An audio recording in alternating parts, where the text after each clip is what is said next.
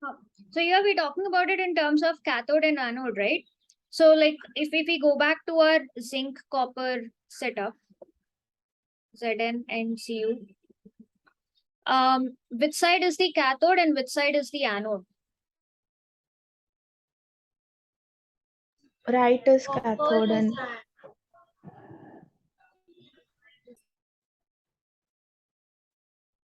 It's like copper is cathode. copper is cathode One is anode. and zinc is anode. Copper is See? anode. Okay, you're saying a different thing. Whichever it is, tell me why. Cathode because reduction, na? Reduction happens at cathode. Yeah, my teacher told anode पे oxidation, cathode पे reduction. Yeah. That Oh is yeah, sorry. exactly right. Yeah. See, so reduction potential, so where the reduction take place, that's cathode, and the electrode at which oxidation is taking place, that's the anode. Oxidation. Yeah. So if you're given in terms of oxidation, if you're given in terms of reactions, you'll be able to identify correctly. If you're given in terms of cathode anode, you'll still be able to apply correctly. Yeah. Let's note this down. Okay. EMF of a cell, like again, this also depends on, so it depends on the electrode potential, right? So electrode potential, like indirectly, it depends on one, the nature of the participants. What do you call it? The metal ion combinations you're using. Second, it depends on the temperature. And three, it depends on the concentration. So you change any of these things, your EMF is going to change. You use the standard electrode potentials, standard reduction potentials of the cathode and the anode, you get the standard EMF for that particular cell pairing. Temperature of what? Temperature at which that oxidation reduction is taking place.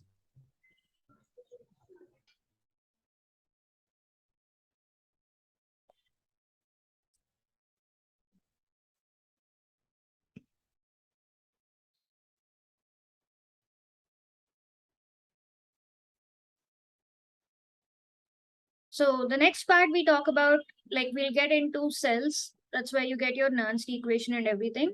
So you'll observe that Nernst equation, which also relates to EMF of the cell, takes into consideration all of these.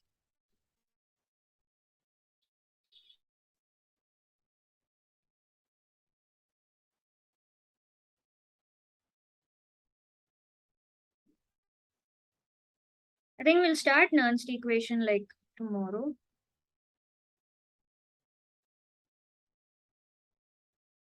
अभी के लिए we'll finish off cell representation. This also, if you're familiar with it, like फटाफट कर लेते हैं. How do you represent cells like in the written format, standard convention? Like bunch of batteries. Not in a circuit. Again, we're talking about chemical cells. Batteries is not telling you whether you're using what source of electricity you're using, right? Like, is it solar? Is it like chemical cell? Is it like what sort of a thing it is? I forgot which comes first, but you have to write the metal and then the ion. And then put lines, straight lines in between them, and the concentration in bracket. And then double lines between anode and cathode. So oxidation half comes first, then you put the reduction half. Yeah, it's easy to remember. You said metal and then the ion, right? Metal getting converted to ion, is this process reduction or oxidation? Oxidation. Oxidation. Half comes first. Then you have like a double slash or like a double line. Let's put aqueous. Yeah, you mentioned the concentration if it's there. If that is not important for the context or if you don't have that information, then iske baad double slash, then you represent the reduction half. So reduction mein kya ho raha hai? The ion is getting changed into metal. Sorry, I forgot the aqueous, the concentration. No. So this is the standard cell representation.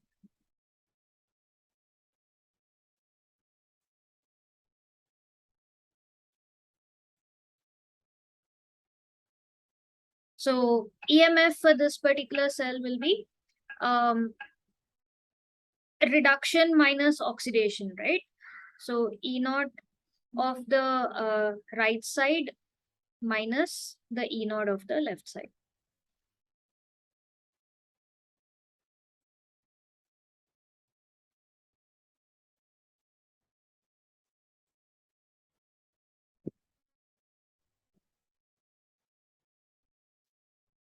Okay. So once you're done with this, can you type and send me the abhi like Daniel cell jo discuss kar rahe the, zinc and copper cell representation? I have a small doubt.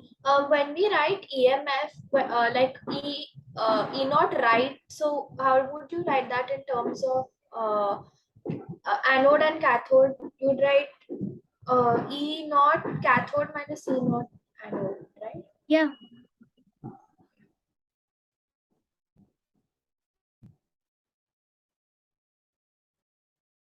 So when we say right left, it's not like physically what's on the right, what's on the left. This comes from the cell representation. Yeah.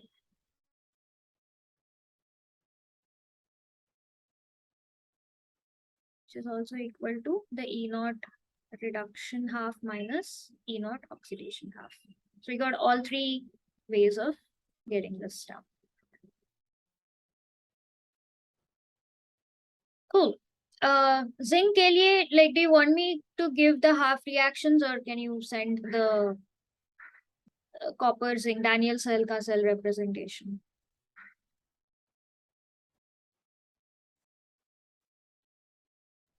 I don't think we need the half.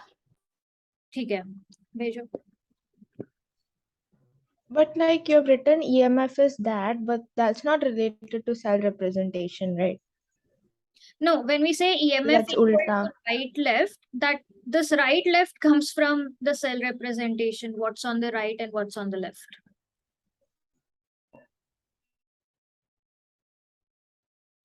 That's why I didn't give this particular formula in the previous, like we talked about it in terms of reduction, oxidation, cathode, anode. But if you come across right side, left side, this relates to the cell representation, right? What you put on the right, what you put on the left. Smera has sent it. Yes, that's it.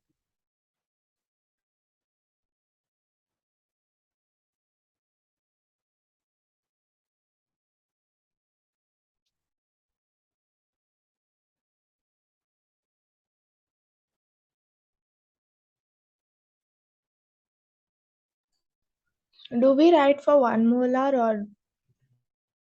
You can skip the concentration for now because I've not specified it.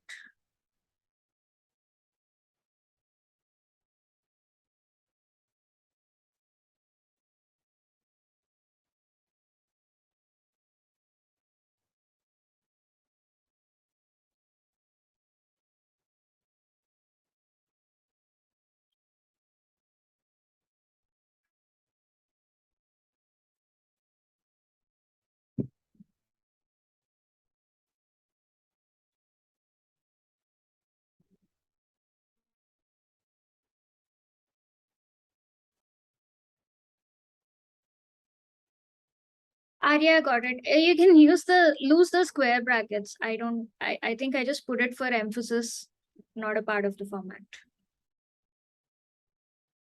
But yeah, representation, you got the main bits right.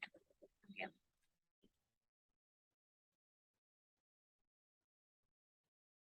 Or yeah, rather than square brackets, let me just put a box around it. This is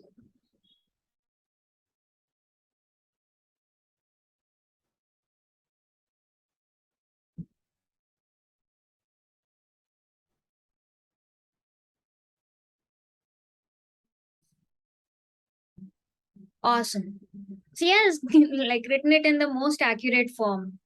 Like mention the aqueous also to show that the physical state it sits in the solution. Like typically you'd put the concentrations here, so aqueous pata chal jata hai. When you don't, put the aqueous. Okay. All right.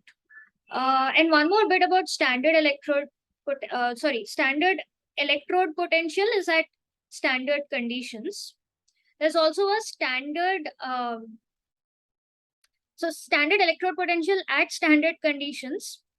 Also, the reference is taken as hydrogen. So whenever you're calculating the standard electrode potential for different elements, so apart from keeping the concentration constant, like that is for one half cell, like for one of the electrodes. Now, you only end up getting an EMF when you pair it against a different half cell, right? If you're calculating the reduction potential, unless you have oxidation, वहाँ पे current flow नहीं होगा. So the other reference in order to calculate the standard values is hydrogen is used as the reference against which these values are calculated. She. What? She, right? SHE. Oh yeah, Standard hydrogen. electrode. Yeah. Oh, nice. Okay. So this is calculated with respect to hydrogen. Another thing, okay. So hydrogen is a gas. How do you form an electrode? This thing, like, how do you form metal ion pair with hydrogen? So the cell usually taken for this is with a platinum, like hydrogen, because it's a gas, you need to fix it, like make it in the form of an electrode.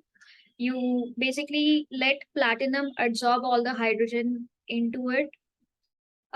So you have a platinum electrode, which is solid. Then you have H2, which is gaseous, that's absorbed onto it. You put that in an aqueous solution containing H plus ions.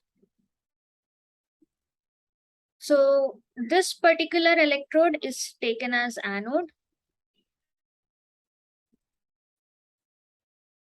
Iska standard like E naught value is taken as 0. So whatever number you get, that is assigned as the reduction potential for all the other materials. So if you end up getting a negative value, it's a negative number. If you end up getting a positive value, it's a positive value. The reference is taken, it's paired up with hydrogen, whose E naught is taken as 0 at standard conditions. And whatever cell potential you get against this electrode, that is the standard reduction potential for that material.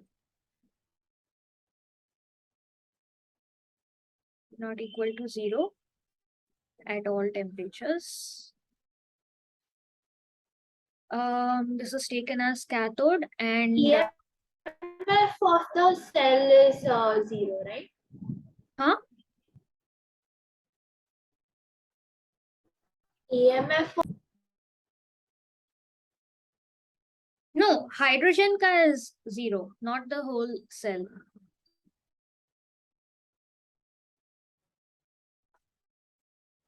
So the other thing is taken as cathode. And because like as your standard reference, you're taking the other metal ion pair as the cathode, what you end up getting automatically as the standard happens to be reduction potential. So इसलिए for oxidation, you reverse the sign.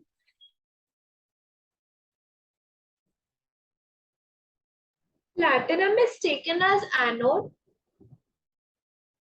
No, the whole thing is anode, platinum hydride. So the point of platinum is so that you can have like hydrogen gas interacting with H plus in some way.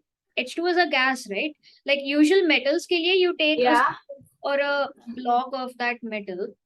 But with hydrogen, you can't do that. You need a medium to somehow get hydrogen into the electrolyte. So platinum is that medium. Platinum is the carrier for hydrogen, you can say. So what is so the solution basically has H plus ions, and the metal is platinum.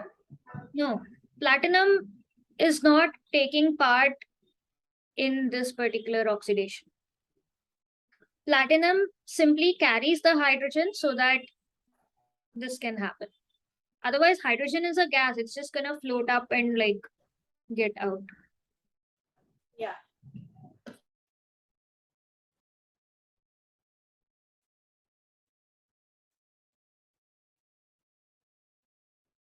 And from the standard electrode potential, you end up getting another series.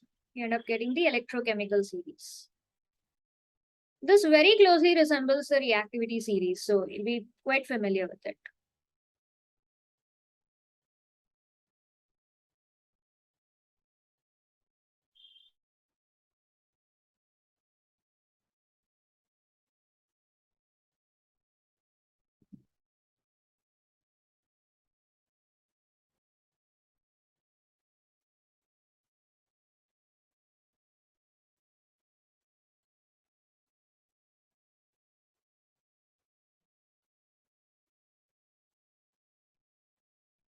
Oh yeah, you guys are already aware of this, but this is what is the standard hydrogen potential sheet.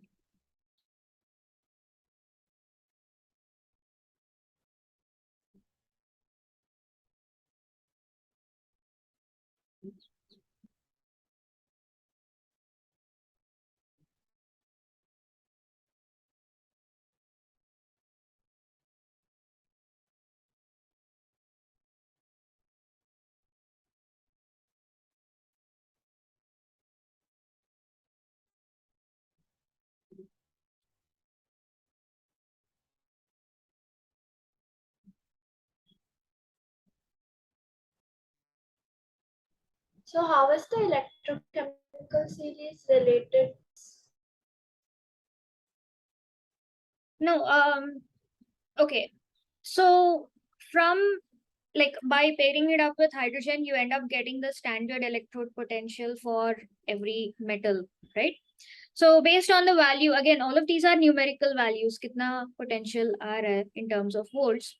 So when you arrange all of these values in a specific order in like ascending order because negative aega, you end up getting a series. So that is the electrochemical series. That's what I'm pulling up. Electrochemical series. Images. Thank you. Would platinum have any E naught? The reason we take platinum is it's pretty low. It's not going to, like, when you have hydrogen in the mix, platinum is like less reactive. So hydrogen is the one that's going to selectively get oxidized in that process. So it's not gonna interfere. क्या देखें? There you go. This is like a small bit, like just taking some of the materials here. So tiny. Can you guys see clearly or is it too tiny? Tiny. Tiny. This is much better. Yeah. So there you go. So all of these materials taken against hydrogen here. So you're calculating the reduction potentials. All of them are gaining whatever X number of electrons here. So the standard potentials calculated here. Fluorine is extremely oxidizing. It's got the highest oxidizing potential, but lowest reduction potential. So lithium has the strongest reduction potential, got the highest value of reduction potential, maximum negative N. So the way to look at the electrochemical series is if you have the standard potential, the higher negative value a particular metal has, the better reducing agent it's going to be. So numerical value is high and it is in the negative direction. So it will be a better reducing agent. And the opposite, more higher positive value hoga, it'll be a better oxidizing agent. So the signs, you can study it this way. The minus represents that it is a reducing agent, like when compared against hydrogen. And higher value matlab it's a stronger reducing agent. The plus represents that it's an oxidizing agent rather than reducing. Um, Higher value means stronger oxidizing agent, that way. So you can see that copper ends up having a greater, like it's got a positive value against hydrogen, which means copper is oxidizing against hydrogen. So that's why hydrogen tends to be a better reducing agent than copper. That's why reactions of copper with acids don't happen that easily. Like it can't displace hydrogen from acids.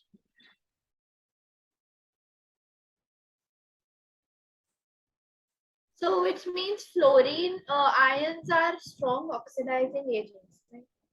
Yeah. So fluorine, again, it connects to the chemical nature you guys are familiar with. So fluorine is highly electronegative. It will always pull electrons from wherever it can get. So pull electrons matlab the other substance is getting oxidized. Other substance is losing electrons. The fluorine is the strongest oxidizing agent. This is something we have touched, you must have come across. We've definitely talked about it at some point.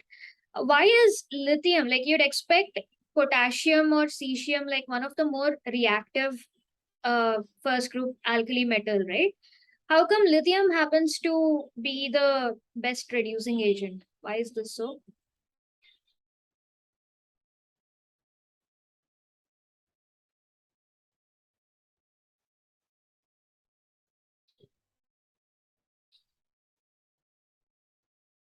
Because it can lose electrons easily because it's small. That goes against your common sense, right? If it's small, it won't be able to Yeah, electron. yeah. It has only one electron in the outermost shell, so it can lose it easily. Why not cesium or sodium, potassium, rubidium? How come lithium, which happens to be the smallest? Smera, we did this when we were discussing S block metals. Yeah, I remember somewhat like my teacher told something about hydration energy. I'm not sure. Yes, that's absolutely it. So all Okay. alkali metals have a tendency to lose electrons easily. And if we are going simply by the size, like all of them, one electron only, so that's easy. And if you're going by the sides, you'll expect potassium or this thing, right? But the point is, all of these reactions are happening in solution. They're all aqueous in nature. You're not having like independent lithium ions hanging out, right? So in aqueous solution, um, the ionization depends on two factors. One is the lattice, like breaking up and dissociation into ions. The second point is the hydration of the ions itself. So lithium has an unusually high hydrating energy because of the small size, which kind of overtakes the other effects of like ionization. So lithium likes to be in solution, like as Li plus, a lot more compared to like sodium, potassium, and all of these other things because of the unusually high hydration enthalpy that lithium has. That's why it ends up being the strongest, highest reduction potential.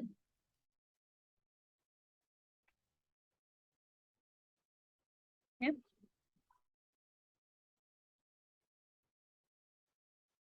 Okay. So this is what is the electrochemical series. So already 6:30. Um, again, like it's very closely related to your reactivity series. You see the order, you have lithium, magnesium, aluminum, zinc, iron, hydrogen placed, uh, like it's above copper, in this case below because you're going downwards for some reason. And then you have like silver, gold, like everything else goes niche. A little bit, some variations, like for example, lead was somewhere in the, oh, yeah, we lead here. Acha, this is PB2 plus specifically, 2 plus to 4 plus, 4 plus to 2 plus, this thing. Okay. So very, very closely related to your reactivity series, very similar. Okay, so we'll stop here. Next class, we'll be starting off with Nernst equation. Uh,